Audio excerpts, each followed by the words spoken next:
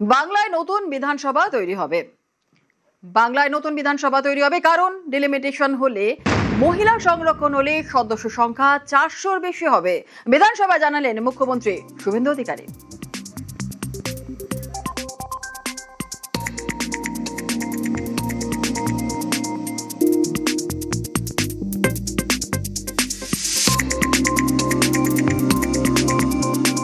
নতুন অ্যাসেম্বলি তৈরি করতে হবে, যেমন লোকসভা তৈরি হয়েছে। আগামী দিনে ডিলিমিটেশন হলে, মহিলা সংরক্ষণ হলে 294টা বেড়ে 400-র উপরে যাবে। একটা জায়গা দেওয়া আছে, সেই জায়গার পরিস্থিতি কি আছে একটা অল পার্টি ডেলিগেশন নিয়ে আপনি একদিন দেখেও আসুন। পিডব্লিউডি বা যে সমস্ত সংস্থা আছে কনস্ট্রাকশনের, প্রাথমিক একটা চিন্তা ভাবনা এখন থেকে করুন। এই বিল্ডিং হেরিটেজ, 400-র উপর সদস্য হলে এখানে বসার কোনো সুযোগ নেই। অর্থমন্ত্রীকে সাক্ষী রেখে বলছি, অর্থ কোনো সমস্যা হবে না।